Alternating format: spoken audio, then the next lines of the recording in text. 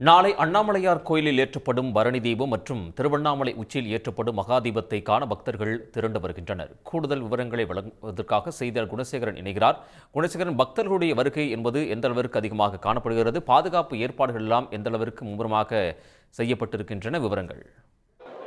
பஞ்சபூத ஸ்தலங்களில் அக்னி ஸ்தலமாக போற்றக்கூடிய திருவண்ணாமலையில் மகா தீபத்திற்கான அந்த விழா என்பது கோலாகலமாக நடைபெற்று வருகிறது. கடந்த 4ஆம் தேதி கொடியேற்றத்துடன் தொடங்கிய இந்த விழாவினுடைய மிக முக்கிய நிகழ்வான 2668 அடி உயரம் கொண்ட அந்த மலையின் உச்சியில் மகா தீபம் ஏற்றப்படக்கூடிய அந்த நிகழ்வானது நாளை மாலை சரியாக 6 மணிக்கு நடைபெற இருக்கின்றது. இதற்கான அந்த ஏற்பாடுகள் தான் விரிவாக செய்யப்பட்டிருக்கின்றன. அதற்கு முன்பாக நாளை அதிகாலை கோவில் வளாகத்தில் பரணி தீபம் ஏற்றப்பட இருக்கின்றது. அதற்கான ஏற்பாடுகளும் செய்யப்பட்டிருக்கின்றன. இந்த மகா தீபத்தை காண்பதற்கு ஏராளமான பக்தர்கள் இந்த கோவிலுக்கு திருவண்ணாமலைக்கு குவிந்திருக்கிறார்கள். குறிப்பாக தமிழ்நாடு மட்டுமில்லாமல் ஆந்திரா, கர்நாடகா உள்ளிட்ட பல்வேறு மாநிலங்களைச் சேர்ந்த பக்தர்களுமே காலை முதலாக திருவண்ணாமலைக்கு வந்திருப்பதை நம்மால் காண முடிந்தது.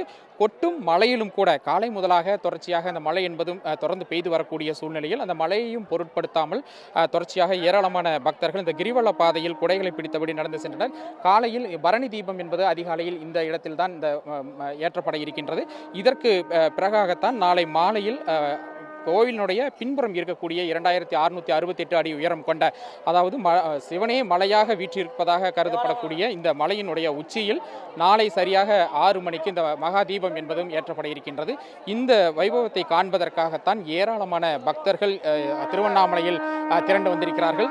நீண்ட வரிசையில் காத்திருந்து தற்பொழுது பக்தர்கள் சுவாமி தரிசனம் செய்வதற்காக செல்கின்றார்கள். இந்த சிவனுக்கு உகந்ததாக கருதப்படக்கூடிய அந்த சங்கு ஊதியும் அதே போன்று சிவ வாத்தியங்களை இசைத்தபடியும் ஏராளமான பக்தர்கள் கோவிலுக்குள்ளாகவும் சரி, இந்த கோவிலை சுற்றி இருக்கக்கூடிய பிரகாரங்களிலும் வலம் வந்து சிவபெருமானை தரிசிக்கக்கூடிய அந்த காட்சிகளை நம்மால் காண முடிகின்றது. சிவ பக்தர்கள் இங்கே இருக்காங்க.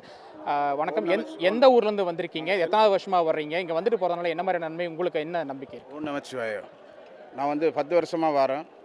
நான் நல்ல விஷயங்கள் நடந்து கொண்டிருக்கு. சில நாங்கள் நேர்ந்து சுவாமி தரிசனம் பண்ணிட்டீங்களா? உள்ளே போயிட்டு வரும்போது எவ்வளோ இருந்துச்சு? எவ்வளோ க்ரௌடு இருக்குது? சுவாசனம் பண்ணிட்டோம். நம்ம சுவாமியை பார்த்துட்டோம். நம்ம நல்லபடியாக பார்த்தோம். ஒரு 1/2 hour ஆச்சு பார்க்குறதுக்கு. நல்ல சந்தோஷமாக பார்த்துட்டோம். ஆமாம். நீங்கள் இங்கே வரீங்க, எத்தனாவது வருஷமாக வர்றீங்க? இந்த கூட்டம் அப்படிங்கிறது எப்படி இருக்குது? மழை வேறு பெஞ்சிட்டு இருக்கு. தரிசனம் எப்படி இருந்துச்சு? நல்ல தரிசனம் பார்த்தேன். ஆரணியிலேருந்து வரேன். பாரதி என் பேர். நல்ல தரிசனம். மழையை பார்க்காதீங்க, தரிசனத்தை பாருங்கள். கடவுளை வந்து பாருங்கள். அண்ணாமலையாருக்கு அரோகரா. ரொம்ப சந்தோஷமாக இருந்தது. மழைலாம் ஒரு விஷயமே இல்லை, சாமி தான் முக்கியம். வந்து பாருங்கள், தரிசனம் பண்ணுங்கள். ரொம்ப சந்தோஷமாக எல்லாமே நினச்சது எல்லாமே நடக்கும். அண்ணாமலையார் துணையாக இருப்பார். நாங்கள் சென்னை திருவெட்டூர்லேருந்து வரோங்க. நாங்கள் 25 வருஷமாக வரோம். மலை ஏறுவேன் நான். இந்த வருஷம்தான் கவர்மெண்ட் மலை ஏற வேணாம் அப்படின்னு சொல்லியிருக்காங்க. வந்தோம்னா நம்ம கேட்டதை கொடுப்பாருங்க. அது ஒரு நம்பிக்கை இருக்குது.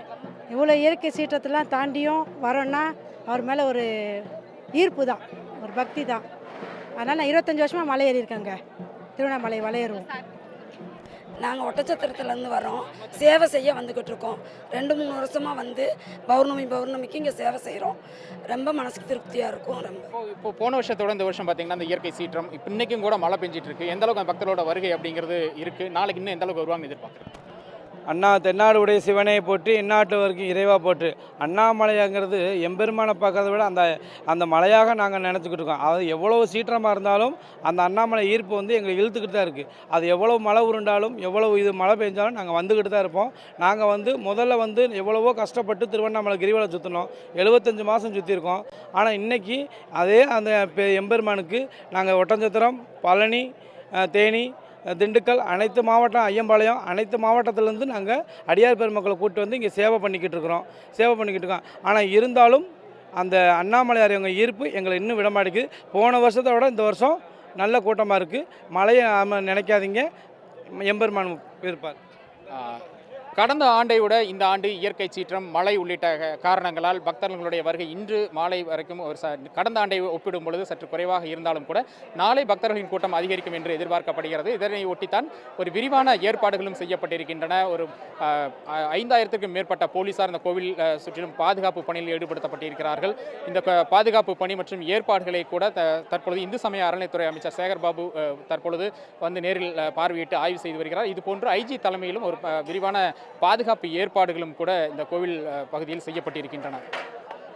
குணசேகரன், தகவல்களுக்கு நன்றி. உடனுக்குடன் செய்திகளை தெரிந்து கொள்ள சன் நியூஸ் பெல் ஐகானை கிளிக் பண்ணுங்க.